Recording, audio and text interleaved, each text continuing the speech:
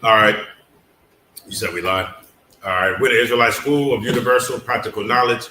We started out at 1 West, 125th Street, Harlem, New York, under commanding General Yohana.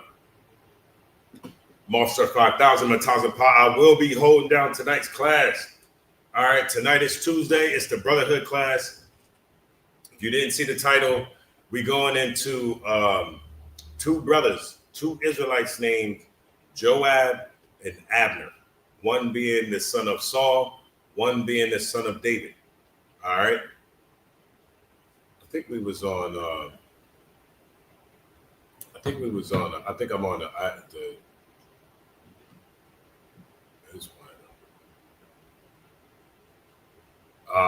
so that's what we're going to be going into tonight. So we're going to be going into 2 Samuel. We're going to be going into 2 Samuel. But before I actually go into that, Kohal, you see how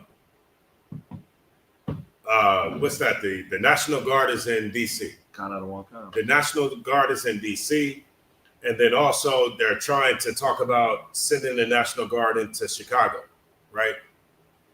Which are notably two bad places. But one thing that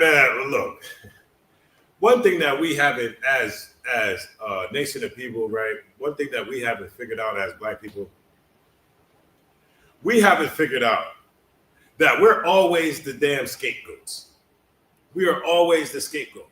Now, what's more important than what's going on in DC, and what's more important than what's going on in Chicago, is the fact that your president got caught up in PDF stuff, right? With a known, how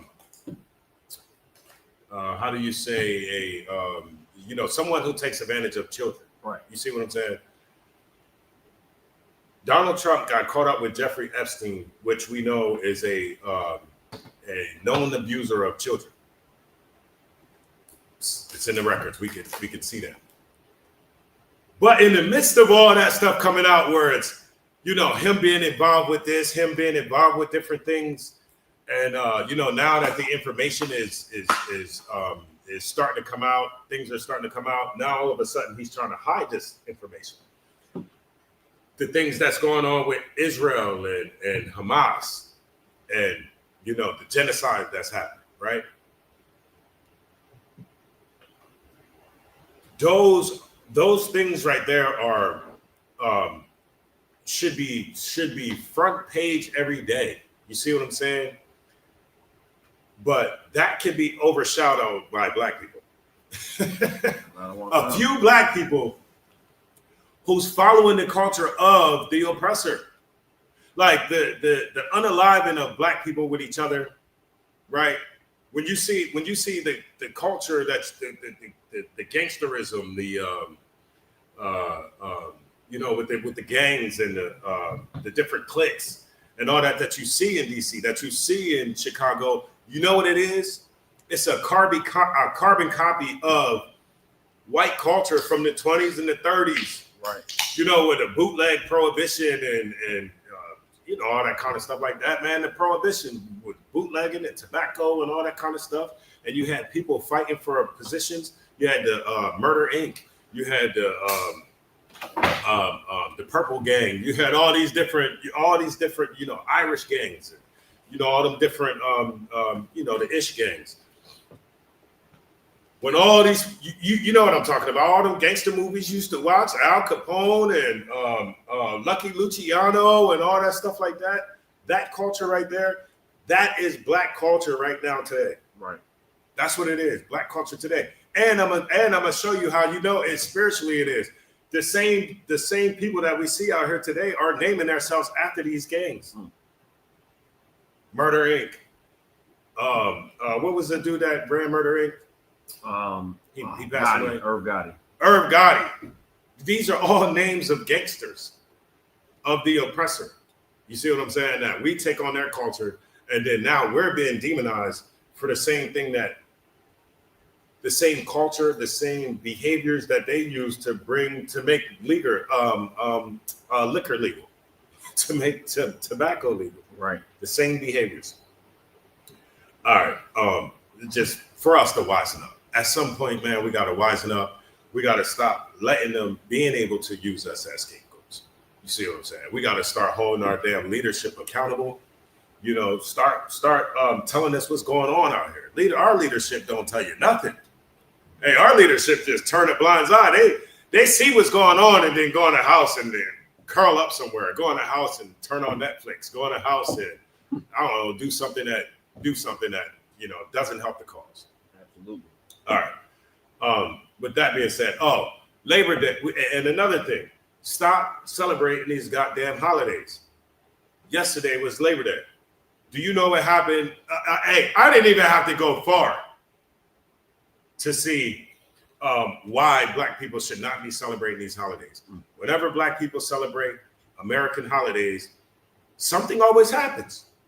So right where I live at, there's a liquor store. Liquor store has a big parking lot. In this parking lot, you'll see 50 people standing in the parking lot. Guys, like nobody got nothing to do. Right. And then an argument ensued like it always do when a bunch of Black people get together outside, surrounded by liquor. Argument ensues. You hear paka, paka, paka, paka, paka, paka, paka. You start seeing, pockets of people run this way, people scattering that way, people running. And then in the final aftermath, you see a sister laid out in the parking lot. She was not unalive. Fortunately, she was not unalive. I think she had took one in the leg or something like that. But just 20 feet away. You see what I mean?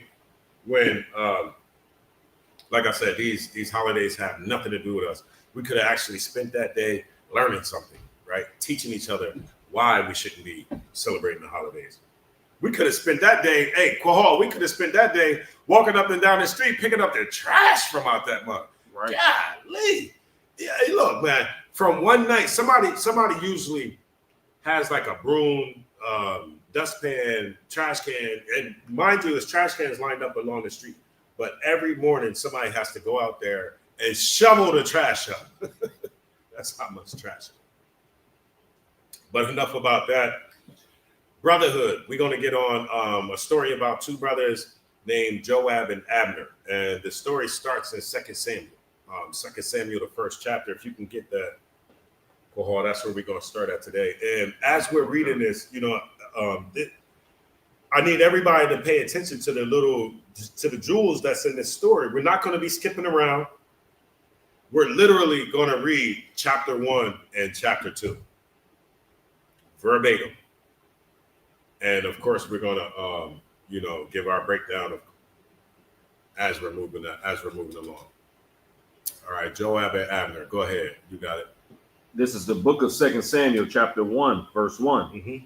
Now it came to pass after the death of Saul, when David was returned from the slaughter of the Amalekites, mm-hmm. and David had abode 2 days in Ziklag. Right. So this is after the what it said, the slaughter of the Amalekites. Right. We know that the Amalekites are who? Amalek, the so-called Jewish or small hats. Right. They are Edomites. Right. Amalek is the grandson of Edom or Esau. And those would be the people that are claiming your nationality today. All right. Verse 2. Verse 2. It came even to pass on the 3rd day that, behold, a man came out of the camp from Saul with his clothes rent. Right. So on the 3rd day, you see this dude come from Saul's camp. Right. And they already said that. This is after the death of Saul, right? So Saul passed away. Right. Now you have Edomite coming from out of Saul's camp. All right, go ahead. With his clothes rent, mm-hmm. and earth upon his head. What does that mean? Clothes rent, earth upon his head. Yeah, like dirt all over his face and stuff. Yeah, that's generally what people would do. Back in the day when you were sad or something like that, clothes, rent, dirt on your head. Go ahead.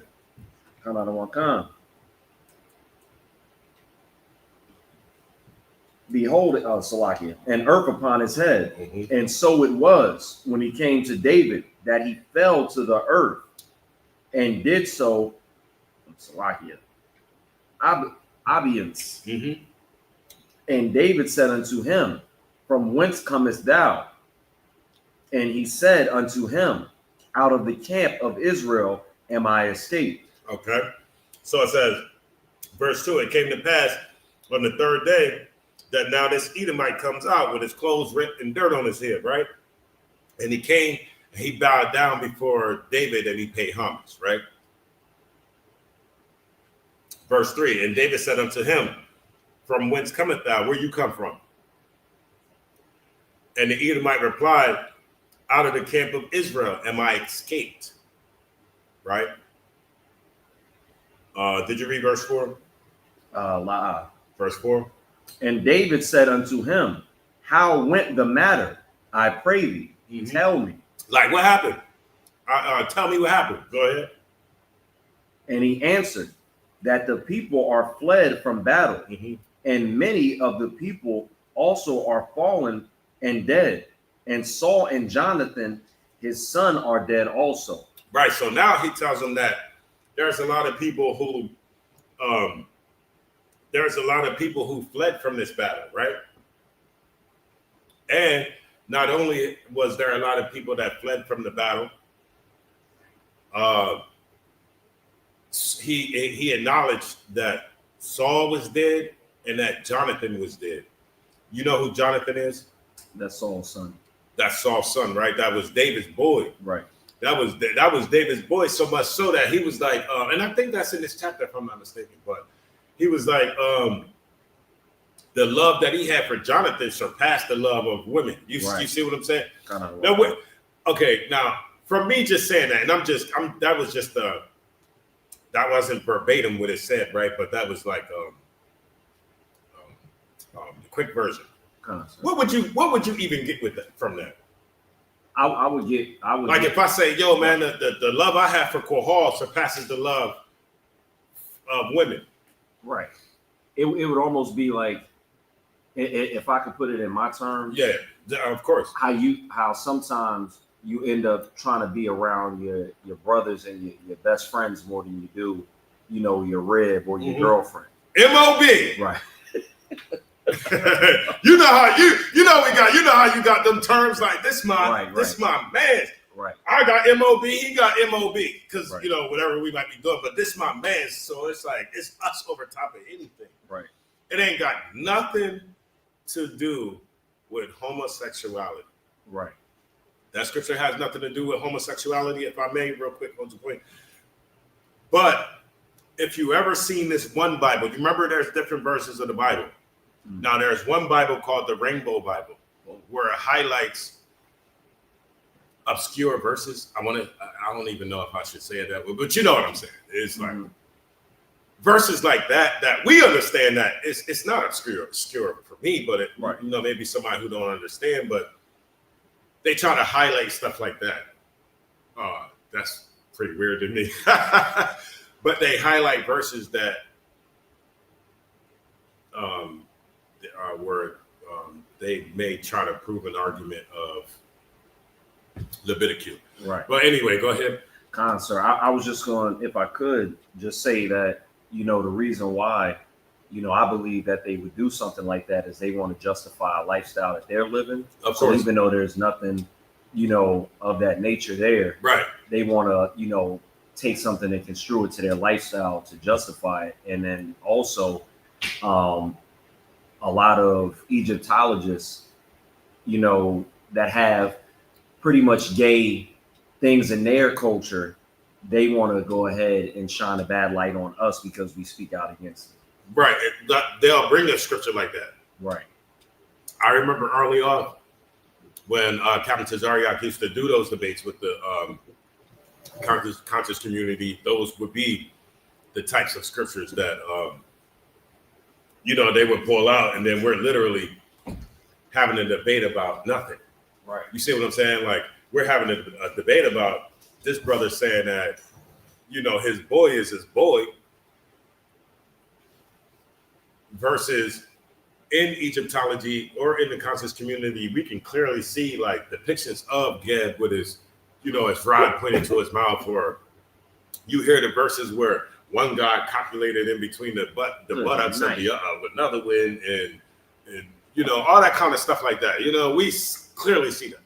If I could, I just wanted to add one more thing. Mm-hmm. A lot of brothers that actually have friends that they love, like a brother, and they also have a woman at home. They're gonna hear that thing where it's like, yo, you just went out with your boys last night, or you was just at the the park playing ball with your boys. Like that conversation, is going to come up, in your relationship, and that's because that love that you have, for your brothers can sometimes cloud how much time that you're spending with your woman. Hey, and let you have a woman that's diabolical. She gonna be like, "What, you sleeping with it?" Let you have one that's diabolical, and she trying to push your buttons to get under your skin. Right. Oh, what y'all sleeping together? How you ready to smack her in the mouth? Right. You know what I mean? But anyway, I don't advocate for violence. I'm not saying to smack her in the mouth. Right. I say it would make you want to. Although you need to have discipline in that moment. All right. So Saul is dead and Jonathan, David's boy, is dead. Verse 5. And David said unto the young man that told him, how knowest that thou Saul, how knowest thou that Saul and Jonathan his son be dead? Right. How you know they did? Go ahead. And the young man that told him said, as I happened by chance upon Mount Gilboa, behold, Saul leaned upon his spear. What does that mean?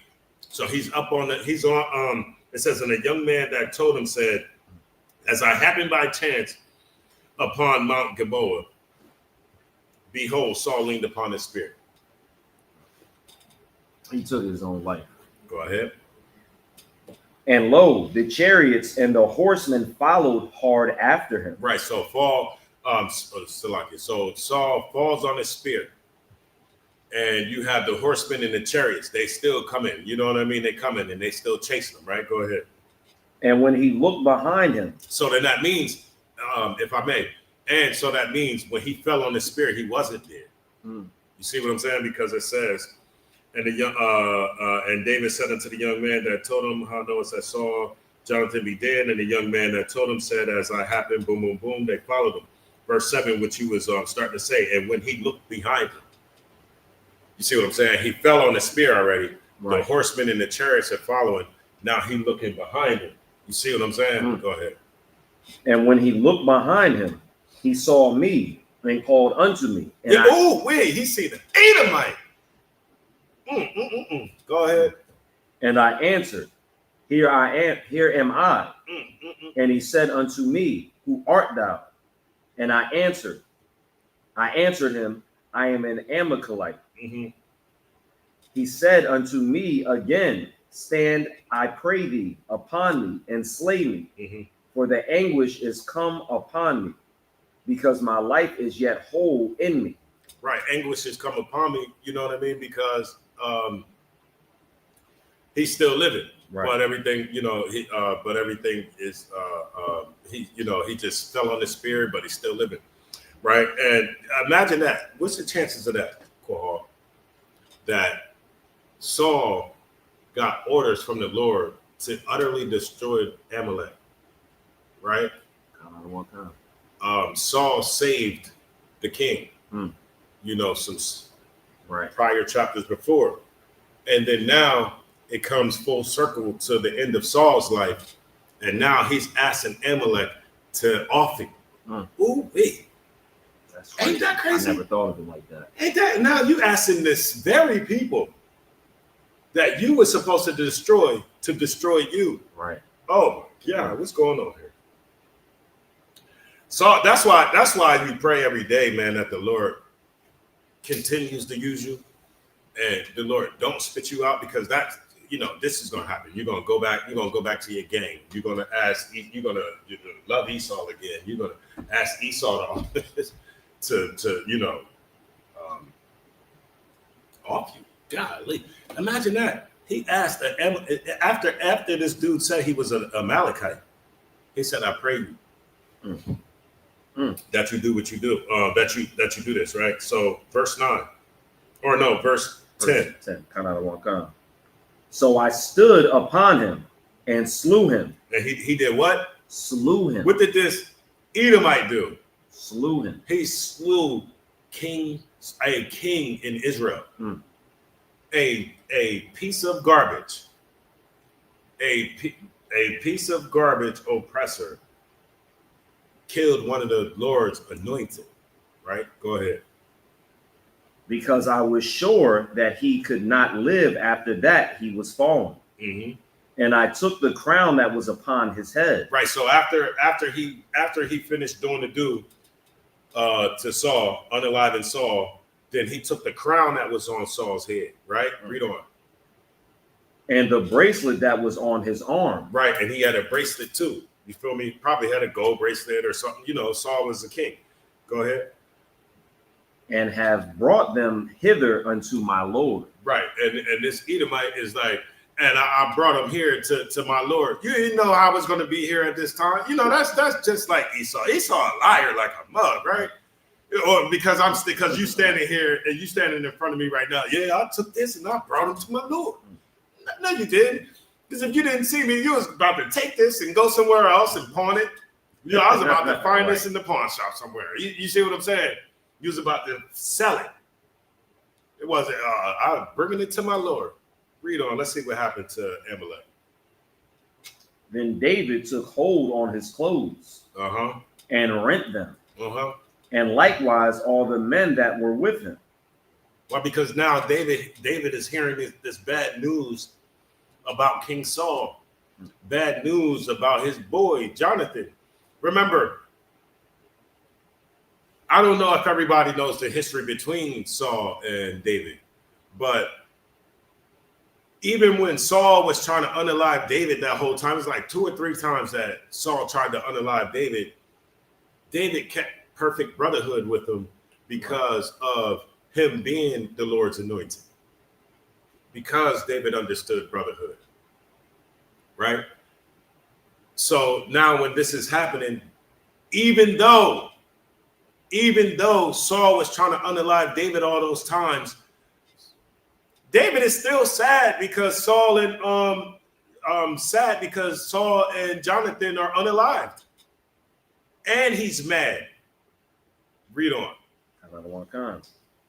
And they mourned and wept and fasted until even for Saul and for Jonathan his son and for the people of the Lord and for the house of Israel, because they were fallen by the sword. Right, the different brothers that was out there and fell that day, fell to the sword. Jonathan, Saul, these brothers, David and the brothers that was with them, they rent their clothes. They were sad. What it said, they fasted. They even fasted. You feel me? Go ahead. And David said unto the young man that told him, Whence art thou? And he answered, I am the son of a stranger, an Amalekite. 13, right? That was verse 13. That was 13. It says, and David said unto the young man that told him, Whence art thou? And he answered, I am the son of a stranger, an Amalekite. Go ahead. And David said unto him, How wast thou not afraid to stretch forth thine hand to destroy the Lord's anointed? Like, how wasn't you wasn't afraid to stretch forth your hand and off one of the Lord's anointed? Who you think you are? How wasn't you afraid of that? Go ahead. And David called one of the young men. Hey, Michael Ward. Hey, Locker Rob.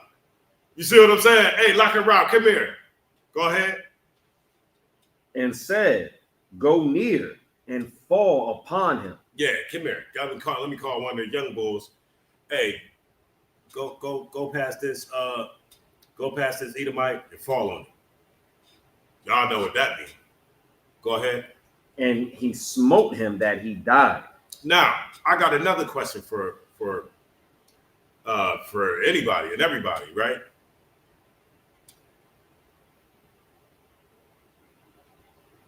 If the Christian, you know how Christians believe that strangers going to be saved and all this kind of stuff like that. Why isn't this stranger being saved in this time of at this time? Right. You see what I'm saying? Because there's a difference between the strangers. That's why there's a difference in Leviticus, the 25th chapter. There's a difference in 35th verse. There's a difference between an Israelite stranger or sojourner and a heathen stranger or sojourner. Now, if this was an Israelite stranger, it would have happened. Everything would have happened differently. But because this was not an Israelite stranger, there is no mercy. Right. I don't need to show you no mercy or show you nothing. You a Edomite, a stranger that's not from my nation, and you did something that totally goes against, that went against my nation. So now I can off you.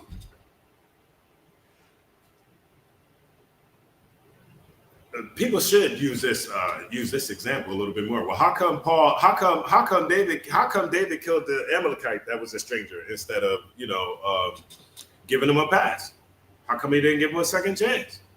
If we're supposed to love strangers and sojourners and all that, how come he didn't give him a second pass right there? He didn't give him a second pass because he understands what modern day Christians don't understand. He understands brotherhood. How the hell I'm going to give you a pass and you unaliving my people? Go ahead. Verse 16. And David said unto him, thy blood be upon thy head. And your blood is on your, we unalived you, but your blood is on your head, not on mine, not on his. It's on your head. Why? For thy mouth has testified against thee. Right, because your mouth testified against you. About what? Saying, I have slain the Lord's anointed. Right, because you admitted to your crime. That was the punishment befitting for that crime. Right. Read on. Verse 18. Also, he bade them teach the children. Oh, Salakia. We're on 17, right? 17, yeah. Verse 17. And David lamented with his lamentation over Saul and over Jonathan, his son. Right, he's sad. Go ahead. Also, he bade them teach the children of Judah the use of the bow. Behold, it is written in the book of Jasher. Right, and he told them at that time to teach the children of Judah how to use the bow. Right, go ahead. The beauty of Israel. One more thing. I ain't gonna cut you off. So like. And I know it just said the book of Joshua. But if you go, because I'm not sure who's in there, how many people we got in there or whatever. But do not go on Amazon trying to look for the book of Joshua. Right. You understand what I'm saying? If you go on Amazon looking for the book of Jasher, you are going to find a book written by an Amalekite. the very person that's just got unalived in this chapter. Right. You're going to find a book written by an Edomite with his imagination on this and that, and it's going to jam you up when it comes to the Bible, because none of that stuff coincides with the Bible. And it's one of those, if I can give you a scripture, it says, beware of the making of many books. You know what I mean? I'm not sure if this goes with it, but or if it's the same, or if it's a different scripture, but it says, always learning and never coming into the knowledge of the truth. You see what I'm saying? Right. You trying to read all these books and you're not even grounded in the truth. So then you read the book of Jasher, or what's the other one they be reading? Book of Enoch. Book of Enoch, and they telling you that Moses is an Edomite or some other kind of goofy stuff. Now you coming in here asking me stupid questions. Salagi, if I could, that just reminds me of all the stuff that I see online with brothers being confused on what's real and what's fake, what they should be reading, especially when you said, ever learning and never understanding, Yeah. something like that. There's things online, and this is just a real quick thing, if I could. Of course. There was a brother online, because I'm on, Instagram, sometimes battling people in the comments, and it was Young Thug saying one thing about how, forget, being conscious, let the police deal with whatever about black men, being hurt by the police. Yeah. And then concert, and then another clip right that was attached to it was Tupac saying you got to be wary of these people that entertain the community and don't care nothing about it. Right. Under the comment, I'm looking through the comments to see the temperature, like if people are got wisdom. No, they don't. I see a brother that says Tupac and him are the same, this, that, and the fourth, yada yada yada. Like what he said didn't hold weight. And then I look, and then he's the type of brother that puts up posts that say this person and this person are the same person. Like, you ever seen those where they say that two different celebrities are the same person? No. One of those are the type of people that read the book of Joshua. Like, they'll take what you mean, like they'll take like they're the same Kai Cenat, and they'll take somebody that looks like Kai Cenat and say that these are not two different people. This is an industry person that is the same person playing two different people. Have you ever seen that before? Nah. It's insane, sir. I've seen something where they say like everybody has like a double from back in the day or something. No, the brothers that believe that type of stuff, like the book of Jasher, and they get into all these conspiracy theories. They believe stuff like that. Yeah, they knuckleheads. Trust me. I used to go down that conspiracy theory rabbit hole. And then one thing that I did realize is, who the hell cares about half of that anyway? Half of that I'll never be able to prove in my lifetime. Right. And then some of that wasn't a conspiracy theory. Some of that was just chalked up as conspiracy theory, because it's just so easy to say conspiracy theory, and then people, he's a crazy. Right. They have dog whistle terms, so some of the things that I did research wasn't BS. Some things that I did research was BS, and that's the things that, black people consistently go down that flat earth, hollow earth. Give me some more stuff that Nephilim, all that kind of stupid stuff. Right. Salaki, I kind of took us off a little bit. No, that's not going to. It's not going to raise the consciousness of black people. It's not going to, stop us from loving the oppressor. Even though he's beating us in our head, none of that stuff is going to stop us from doing the things that we're doing. It's not going to turn us away from the horrible things that we're doing and the punishments that we're receiving for doing bad things. Right. So verse, what's that? 19? Khan out of one Khan. Verse 19. The beauty of Israel is slain upon thy high places. Mm-hmm. How are the mighty fallen? Right, because Saul and David was slain up in the high places. Go ahead. Verse 20. Tell it not in Gath. Publish it not in the streets of Escalon, lest the daughters of the Philistines rejoice. Right. Don't publish this. Right. Right. Because if you do, what's going to happen? The people that hate us are going to rejoice, like they always do, like they do today. When things happen to us, there's people that's rejoicing that the National Guard that's in DC, and 500 people got locked up and all that. It's people that rejoice in that. Right, read on.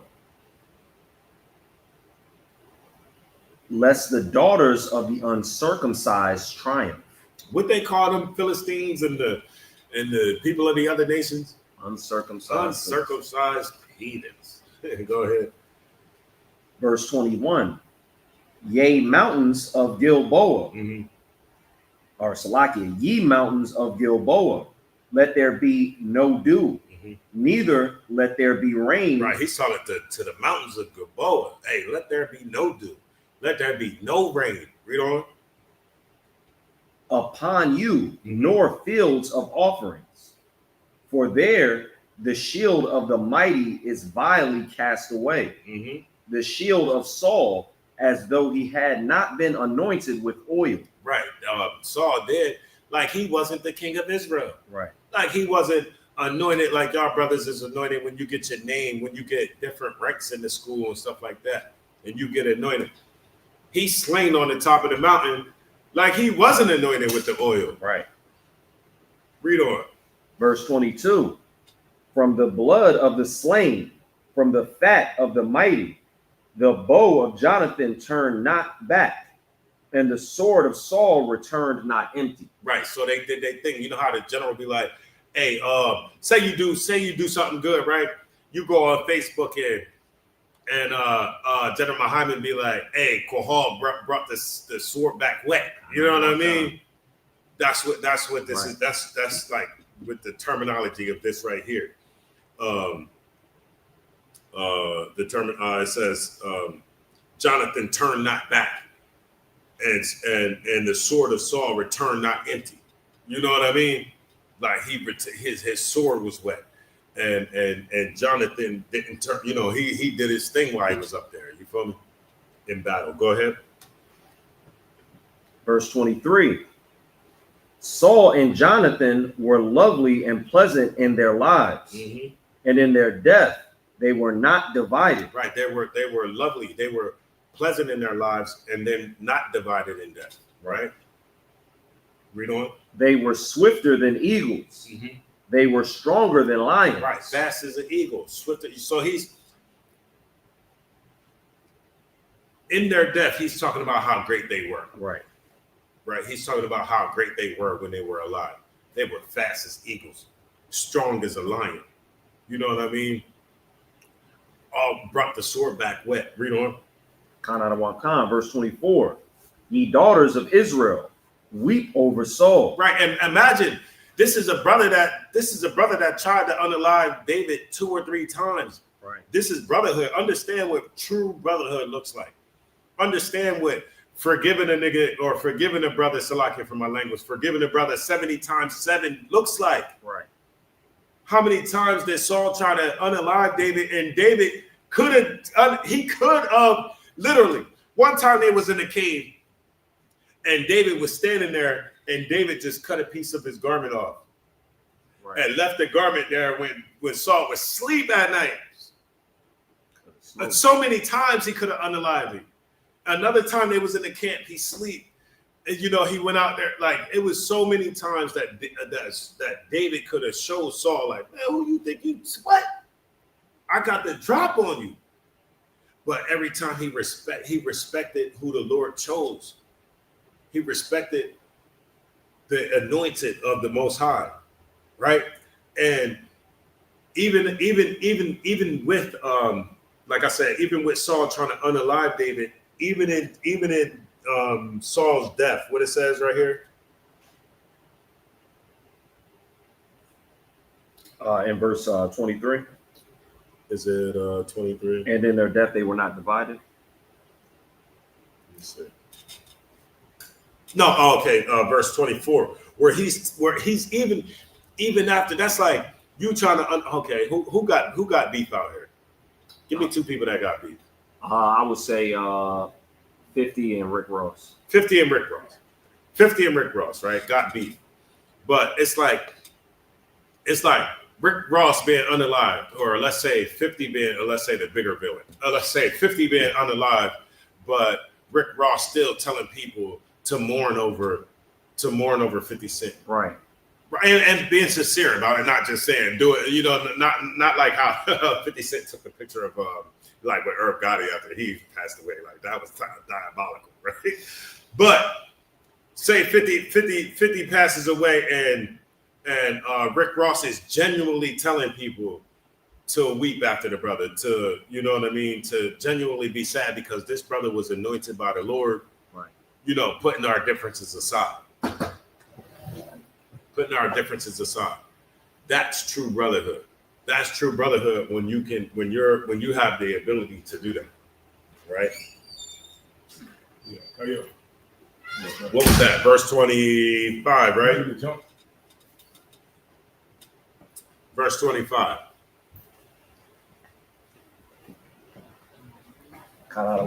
Verse 25. How are the mighty fallen in the midst of battle? O Jonathan, thou wast slain in thine high places. Right. Remember when when he just said, he prayed that no dew comes on the top of Gilboa, no dew, no rain, no anything, because the anointed was slain on the high places. And it's letting you know that Jonathan was slain up there. Go ahead. Right. No, I was just going to say, what you bringing is so heavy because the way we treat each other and how callous we are, if somebody ever did anything, we're unforgiving. Like, I remember with the whole situation with, Gucci and, what's his name? Not Jeezy, Gucci and Jeezy. Yeah. One of, Jeezy's people tried to, rob, Gucci and ended up being unalive. Till this day, Gucci doesn't let it go and talks about how he smoked, Jeezy's man like a pack. Yeah. And he won't just let it go and say, you know what? That brother tried whatever he tried with me. It is what it is. It is what it is. Condolences to his family. But he's like, rapping about it, proud of it. Where the dude Pookie Loc? Yeah, that's his name. Pookie Loc. Right. And even in the verses, after years and years, this happened back in the day. Right. Remember, they did the verses maybe a couple years ago or something like that. Even in that verses, he started talking about smoking on Pookie Loc or something like that. Crazy. It was diabolical. Like, black people do not like nothing at all die down. You see what I'm saying? We harbor something for years and years and years without forgiving one another.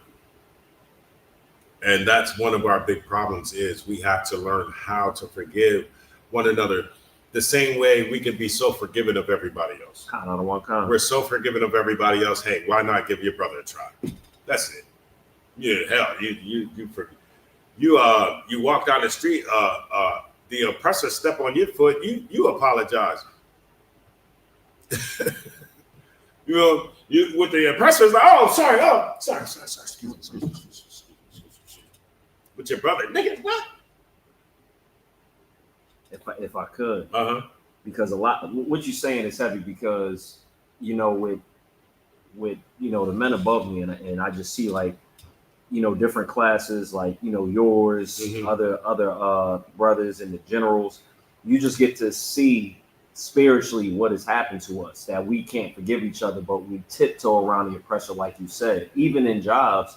To where like a brother changes like his mannerisms and his voice around the oppressor. Like I'm in a meeting today and I noticed it. A brother, doing, certain things like a new brother on that's in my team during our, meeting.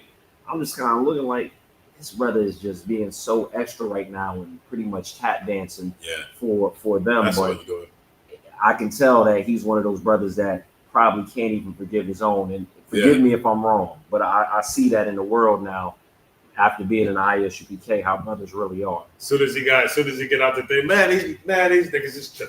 He turned into his regular self. That's you. That's really you.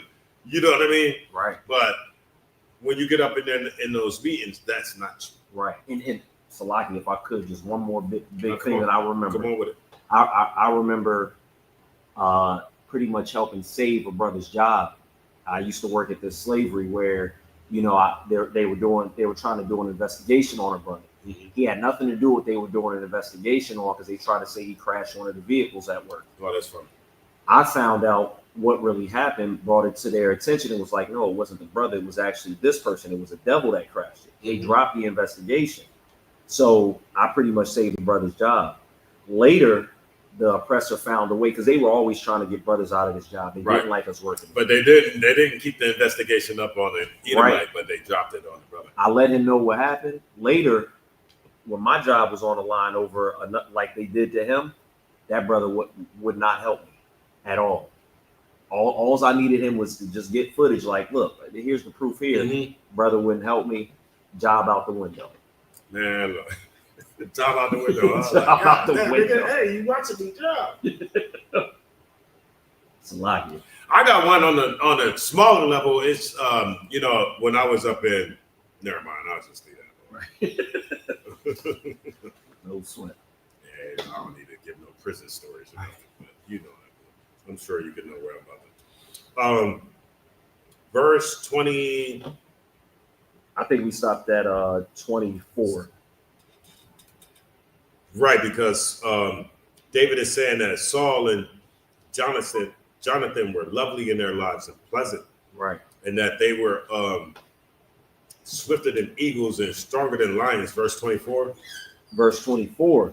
The daughters of Israel weep over Saul, who clothed you in scarlet with other delights, who put on ornaments of gold upon your apparel. You had to do a jump or something? Okay, Eric, you good?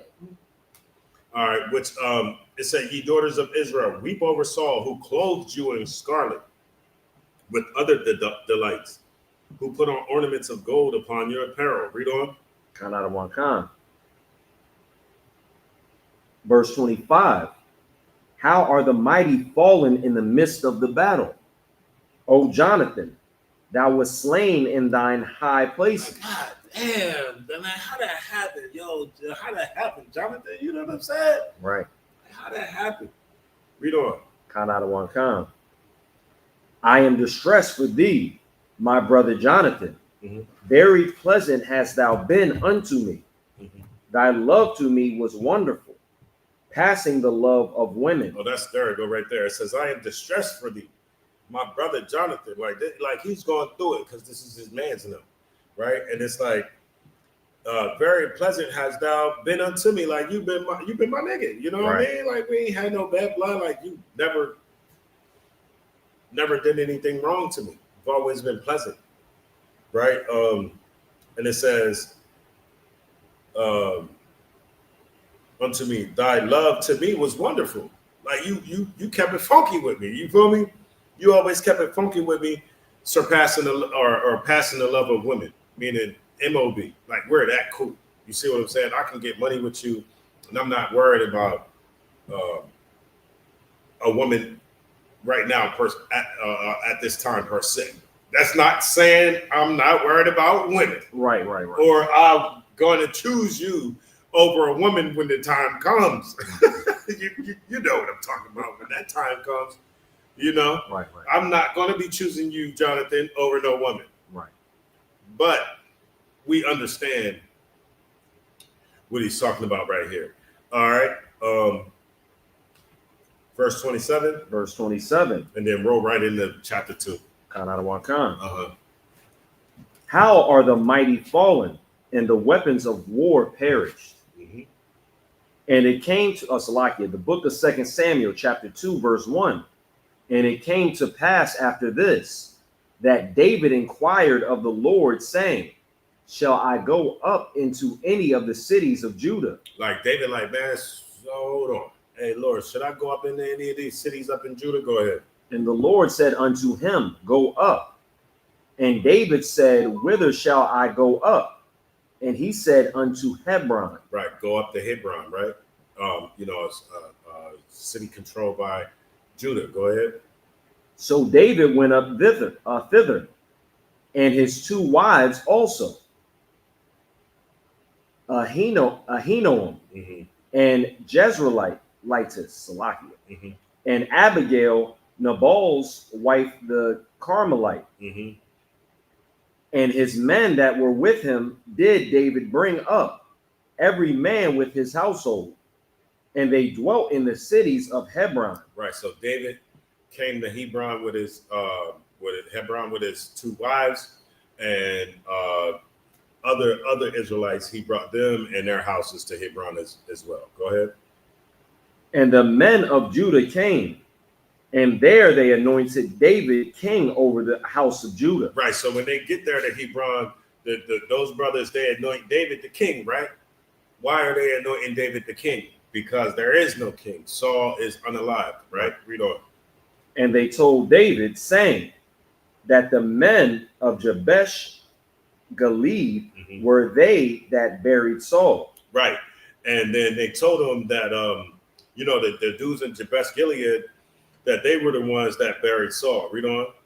And David sent messengers unto the men of Jabesh Gilead, and said unto them, blessed be ye of the Lord, that ye have showed this kindness unto your Lord, even unto Saul, and have buried him. Right. So he's like, he's blessing them Blessed be ye of the Lord that ye showed this kindness unto your Adawan, right? Unto your Lord, right? Unto your Adawan, even unto Saul, and had buried him, right? Because they could have just left him up there, Right. you know. A lot of times we see that. A lot of times we can see that in the streets today, man. You know, you see somebody get unalive, they just leave you in the streets. But it takes a certain type of person now to be able to come over there. Even, okay, let's even say like you're not unalive. Even just, okay, they see you falling, you're down. It takes a certain type of person to even come over there and see what the hell if you okay. Right. To ask you, are you okay? To start CPR, to even do anything. Read on. Khan Adawan Khan. And now the Lord show kindness and truth unto you, and I also will requite you this kindness, because ye have done this thing. Right. So I'm going to do good to you because you did good. Right. Read on. Therefore, now let your hands be strengthened. Well, let these be strengthened. All right. They weak right now, or they might not be weak, but because they could be strong. Right. Hey, let them be more stronger. let them hands be strengthened. Go ahead. And be ye valiant. For your master Saul is dead, and also the house of Judah have anointed me king over them. Right. And now the house of Judah has anointed me king over the house of Judah. Read on. But Abner, the son of Ner, captain of Saul's hosts, took Ishbosheth, the son of Saul, and brought him over to Mahanaim. So now Abner brings Ishbosheth to this place called Mahanaim. Verse 9. Verse 9. And made him king over Gilead. Right. So, but then you have these other Israelites who took Ishbosheth and they made him king. They done started another Israelite group. Yeah, that's what happened. They started the sons of something. You know, all these damn groups that be starting. Right. Right. And it's just like our problem. We have a hard time getting behind one person. We try to have a whole bunch of different leaders who we feel comfortable with as a leader. And so they put Ishbosheth up as the king. Read on. Khan Adawan Khan. And made him king over Gilead, over the Ashurites, and over Jezreel, and over Ephraim, and over Benjamin, and over all Israel. Ishbosheth, Saul's son, was 40 years old when he began to reign over Israel, and reigned 2 years. But the house of Judah followed David. Right. So you got one faction that's following after Ishbosheth, and you got another faction following after David. Okay, read on. In the time that David was king in Hebron over the house of Judah was 7 years and 6 months. And Abner, the son of Ner, and the servants of Ishbosheth, the son of Saul, went out from Mahanaim to Gibeon. Right. So you see Abner and their king, right? They go out to Gibeon. Read on. Khan Adawan Khan. And Joab, the son of Zeruiah. And if I could just say it like this, so if people could just remember these names. Abner and Ishbosheth. Abner and Ishbosheth are Team Saul. I'll put it like that. Abner and Ishbosheth are Team Saul. And Joab is going to be Team David. Go ahead. Khan Adawan Khan. And Joab, the son of Zeruiah, and the servants of David went out and met together by the pool of Gibeon. And they sat down, the one on the side of the pool, and the other on the other side of the pool. Right. So Joab got his boys. They on one side. Abner and Ishbosheth. I always say those Ishbosheth, right? Ishbosheth. You got Abner and Ishbosheth on one side of the pool with they boys, and you got Joab on the other side and Zariah on the other side with their peoples. Go ahead. And Abner said to Joab, let the young men now arise and play before us. Now, when they say that, it ain't really talking about playing. It ain't talking about, hey. No, it's not talking about playing. It's actually talking about like competing. Right. It's talking about them competing, right? Because look, if you see the setup is one faction on one side, one faction on the other side. Go ahead. And now they're saying, let these men that I have on my side and these men on my side on that side compete together or play. Right. Go ahead. And Salakia, and played before us. Mm-hmm. And Joab said, let them arise. Then there arose and went over by number 12 of Benjamin, which pertained to Ishbosheth. Right. You got 12 that came from Ishbosheth, the son of Saul. Read on. And 12 of the servants of David. Now you got 12. You ever see one of them Royal Rumbles, or I've been seeing these now, or it's not like now, but I've seen them before, where they might have these fights, right? They might have these fights, and some of the dudes might have their shirts on, and some might have their shirts off. I usually see it in those like European countries where it'd be like a big Royal Rumble. They're like Russian or something. They're like Russian or something like that, and they come out. It's one team. One team might come out. They have some big dudes, some little dudes, some skinny, some whatever, you know what I mean? Then another group come out, and then ding, ding, ding. It's usually like in some type of, I think I've seen them in rings before, but I usually see them outside or something like that. And they come, and then it's just like, let's get it on. This team against that team, 10 to 12 people. I've seen this from my own eyes before. And people just getting knocked out everywhere. You know what I mean? You just better hope that you're not by two opponents. You know, you caught over here with two opponents ragdolling you, you know what I mean? But anyway, read on. And they caught everyone his fellow by the head. Right, so go ahead. And thrust his sword in his fellow's side. Right, so now they starting to get it on, and they grabbing each other. They grabbing each other. What it said, they grabbed each other by what? Caught everyone by his fellow by Salakia. Caught everyone his fellow by the head, and thrust his sword in his fellow's side. Right, they caught each other by the head, so they grabbed each other. You understand? Go ahead. Wherefore that place was called Helkath Hazarim, which is in Gibeon. Mm-hmm. And there was a very sore battle that day, and Abner was beaten, and the men of Israel before the servants of David. Now you got Abner and Ishbosheth, which is Team Saul.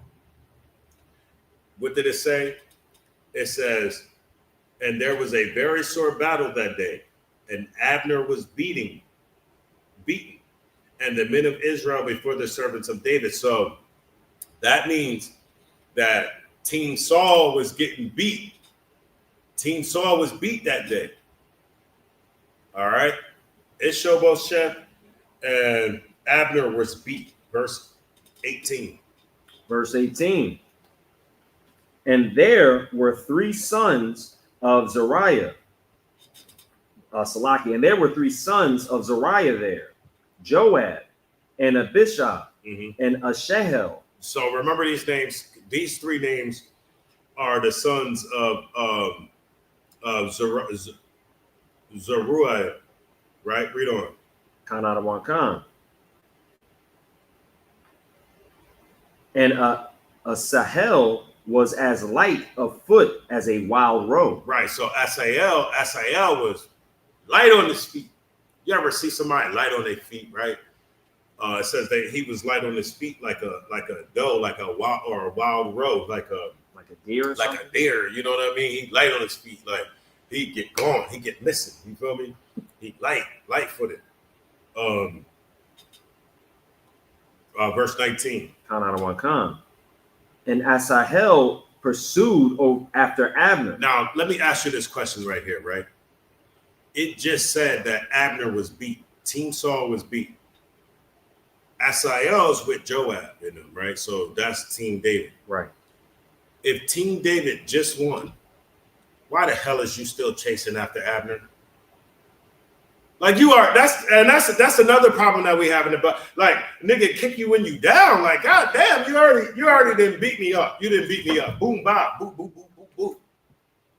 And then while I'm down, you got to go for the trash can. Bow. Chair. Bow.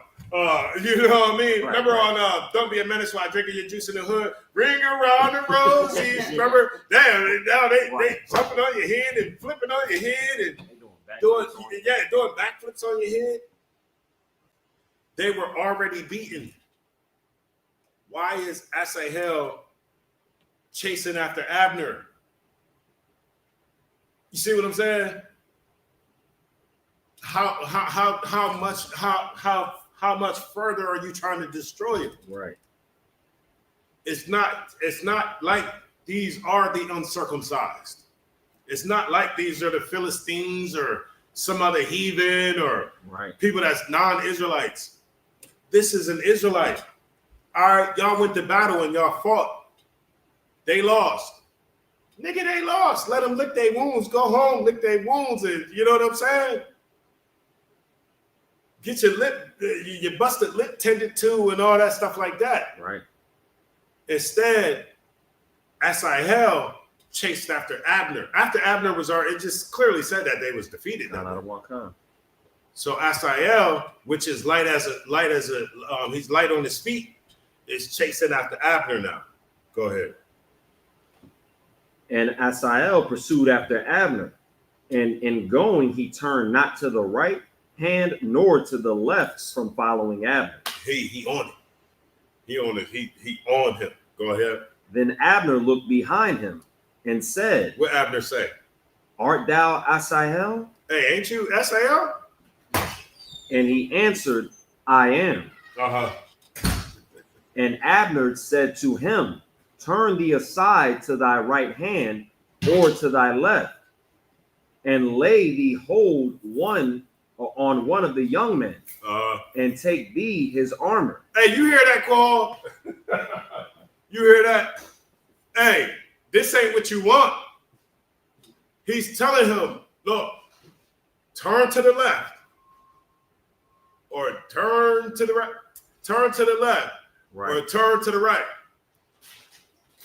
Get you somebody else. Right. Read what he say? What did he say to him? He said, what verse is and that? lay hold, is verse 21. 21? He said, and lay hold on one of the young men. Hey, grab one of the young men. This ain't what you want. Stop chasing me. Read on. And take thee his armor. And take his armor. You know what I mean? Go ahead. But Asahel would not turn aside from following. Hard-headed. You ever tell somebody something and they just got something, they just got the prize just set in their head, even to their own detriment. You're telling them, hey, stop what you're doing. Hey, don't pursue this. Right. Hey, this dude is dangerous. Oh, this sister's dangerous, or this is dangerous. Don't do this, man. I'll advise you not to. Right. And they do it anyway. Go ahead. I was just going to ask, I don't know if you've ever seen the clip where it's a brother on security. Somebody gets to arguing with him and he says, I'm telling you, go about your business. Mm-hmm. And the brother don't listen. He said, I'm telling you, you better go about your business.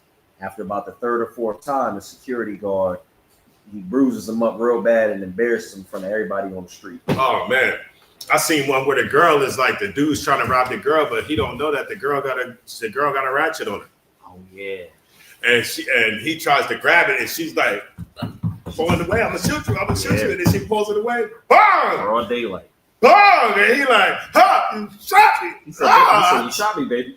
Yeah. That's how he said it too. That's how you shot me, baby. Yeah, she warned you. And this is him. This is Asahel getting that warning. Right. Don't nobody care how light you are on your feet. Hey man, turn to the left, turn to the right. Hey, go get somebody else. This ain't what you want. Go play with somebody else. Yeah, go play with somebody else. Go play with somebody else, kids. Right? Go read on. God out of what kind. But Asahel would not turn aside from following of him. Right, he didn't listen. And mind you, this is after, and he's chasing an Israelite. And he's chasing an Israelite who's already been defeated. Right. So you're chasing somebody whose back is against the wall. Right. They in the corner. You know, a dog that's in the corner been defeated. You know what I mean? What you think he's gonna do to get out that corner? He's gonna attack you. Right. Read on. And Abner said unto Asael, turn thee aside from following me. Wherefore should I smite thee to the ground? Hey, he telling me what he gonna do. I'm telling you what I'm gonna do. Stop following me, for I smite you to the ground. What does smite you to the ground mean? Pretty much unalive you. Unalive you. Go ahead. How then should I hold up my face to Joab thy brother? Right. This is even him having brotherhood. Like, how I'm gonna hold up my face to your brother if I knock you off right now. You see what I'm saying? I'm giving you fair warning, so that I don't even have to come to your brother. But if I do this, how am I even gonna face it? How am I gonna face your brother, knowing I did this to you? Right. Right. Go ahead.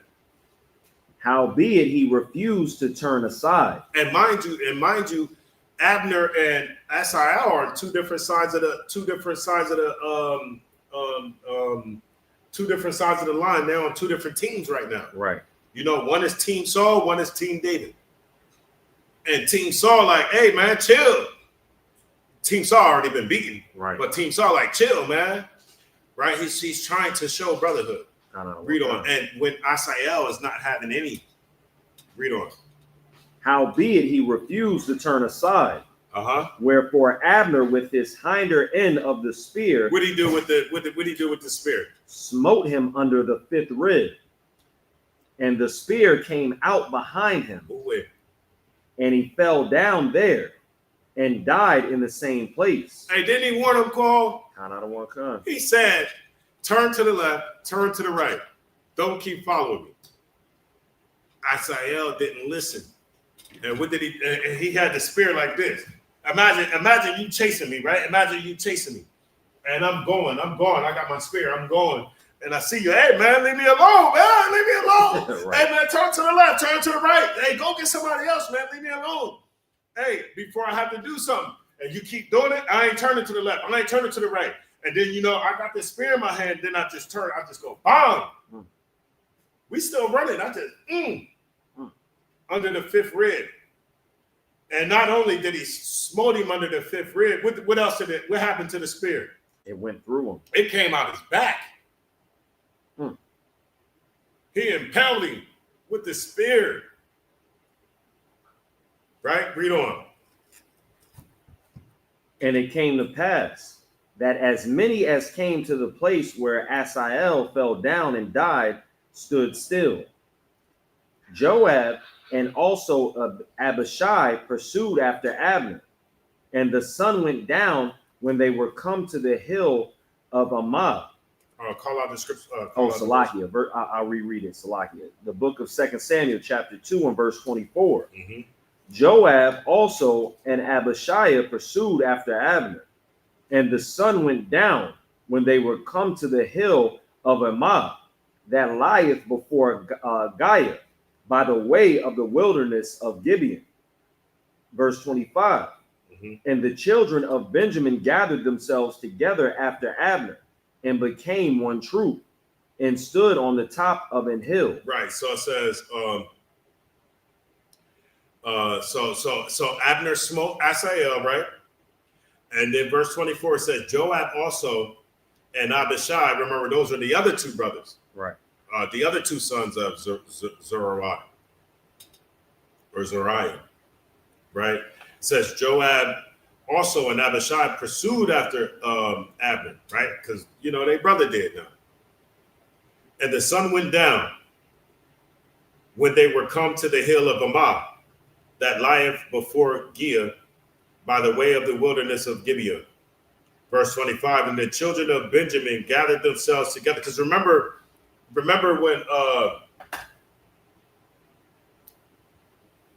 when they made Abner the king. Remember, it was over to Benjamin, the Asherites, Ephraim, and it said all Israel or something. Right. Kind of one kind. So you see after Abner smotes Asael, The other two sons is still chasing him, right? Or they're still pursuing after him. And then in verse 25, you see Benjamin gets together with Abner on the top of the hill. And then it says what? That they become one troop. They become one troop. So they rocking with Abner. Now they with Abner like, yeah, what up? Where they at? You know what I'm saying? Now Abner got, some help. Right. So they're like, yeah, what's up? You know what I mean? And where was that? Salaki. And stood on the top of the hill, verse 26. Verse 26. Then Abner called to Joab and said, shall the sword devour forever? Why isn't that should happen every day in the black community? When the Crips is fighting the Bloods and the Vice Lords is fighting the who the Vice what's the GDs, right? GDs and Vice Lords and 135th Street fighting 121st Street and 63rd and 64th. Yeah, 63rd and 64th. At some point, one has to say, "Hey, man, shall the sword devour forever?" How a lot of them beefs between Bloods and Crips is from before you was even born. It's a beef that came from the 70s or a beef that came from the 80s that, people just still keep going on. And I guarantee you that most of the people who rep the gang can't tell you exactly what the beef is.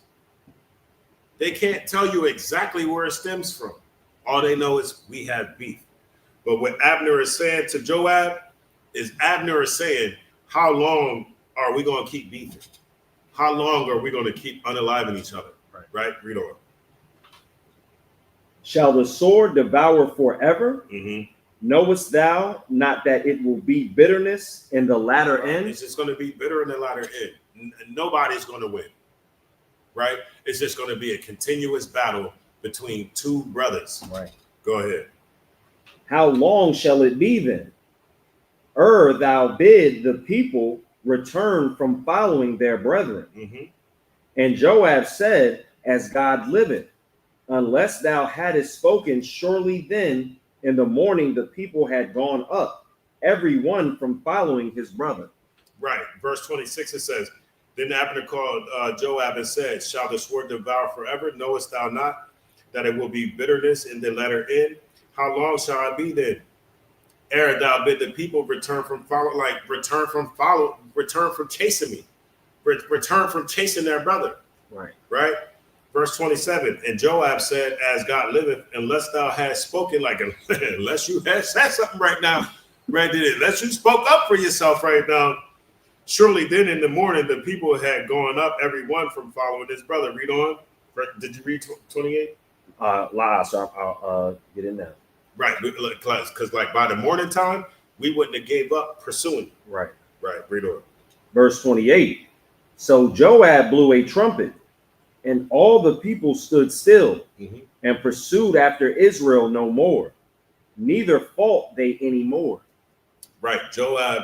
So Joab, which is Team David, I gotta say it like that, so because it's a lot of names. Right. But Joab, which is Team David, had to blow the trumpet because Abner was right. Abner was right. How long are we going to keep this going, man? Right. How long y'all going to keep chasing your brother? He said your brother. Right. And Joab was honest and sincere in that moment where it's like, well, if you didn't say nothing, we was gonna chase you in the morning. Right. We was gonna keep chasing. But because we spoke up, because we spoke to one another, they was able to stay. They was able to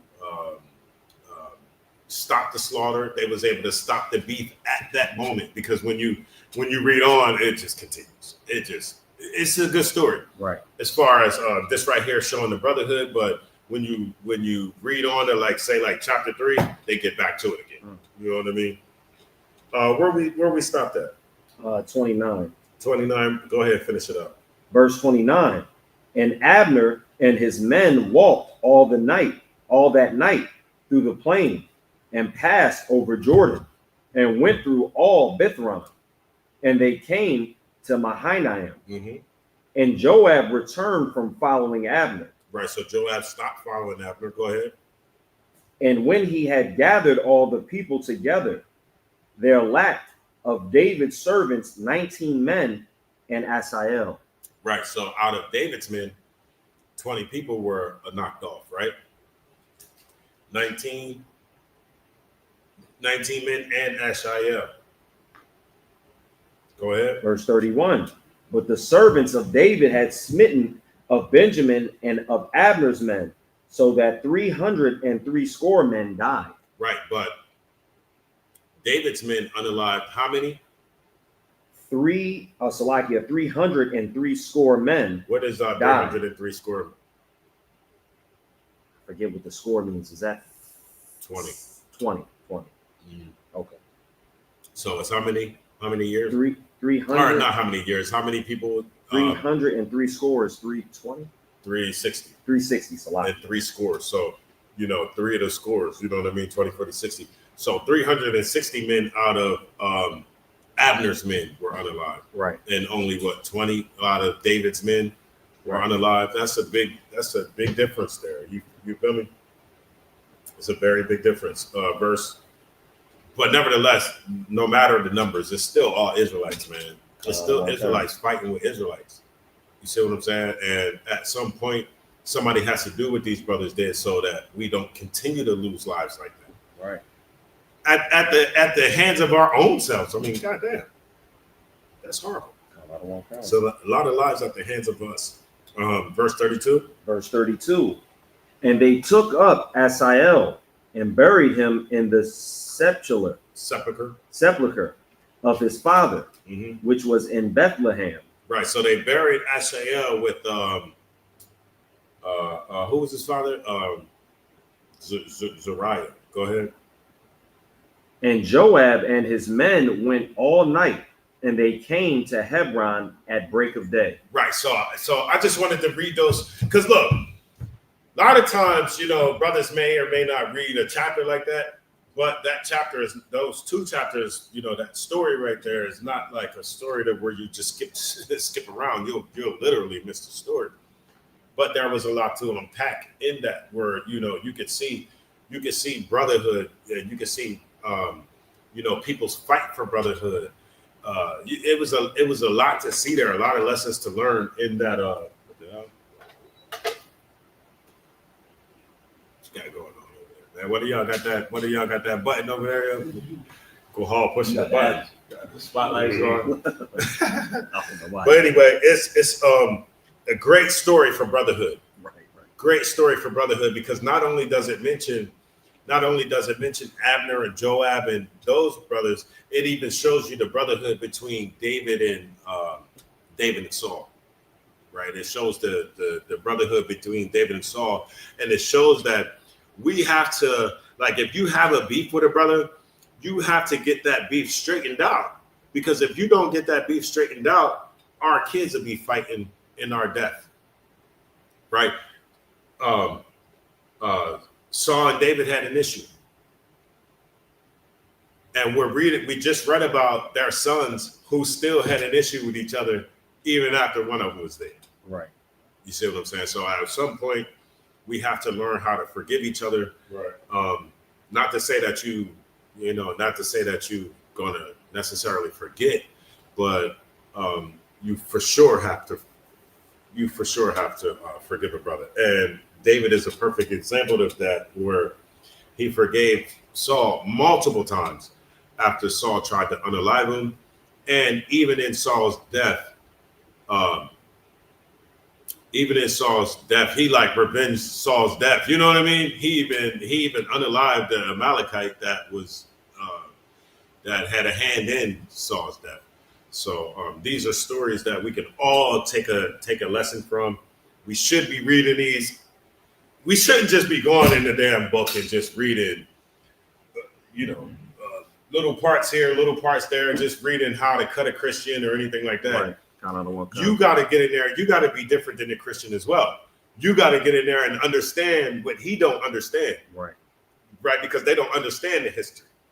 So you got to get in there and you got to understand that history. You got to read that history as well. So you're not what? Like a Christian or A Christian. Right. you had to say so? All right. With that being said, I think we covered what we needed to cover here tonight, Hall. You ready? Kind out of one kind. Pass the class over to Priest and Officer Hall. Kind out of one kind. Let me just move the camera real quick. Bear with me.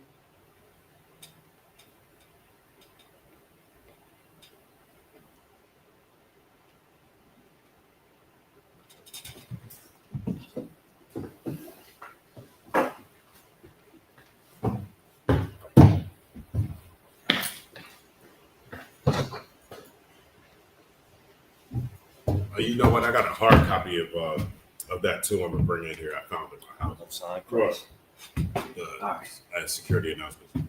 This is the ISUPK security announcements. Rules for new brothers and sisters. When a new brother or sister comes into the school, they are off limits for 6 months. They are to be saluted only. They are here to learn and shed themselves of the world.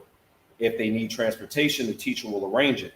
After 6 months, if a brother or sister has an interest in a particular person, they are to seek counsel from the heads. Also, take a step to the right. I'll step to the right.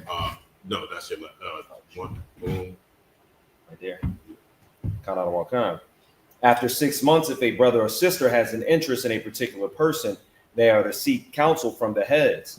Tithes, which is a commandment, which can be found in Numbers 18 and 21 and Malachi 3, 8 through 10. In the Hebrew, it is ma'ashara, which is 10% of any increase the Lord gives you. Also, we have a free will offering or a priest fund, which is not mandatory, but it is greatly appreciated. It could be funds, a bottle, whatever's on your heart. Also, we have up and coming Holy Convocation, which is the memorial of the blowing of the trumpets.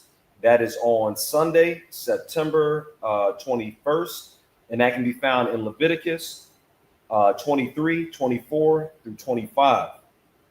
All right. If a brother wants to be a trooper in the school, remember to wear all black boots, pants, shirt, and headband. And with that being said, men of Israel, a maijim, which means to stand. Men of Israel, a maijim Shabbat, a maijim, Barak, Yahweh Shem Yahushua Barakatham. Yashmatah.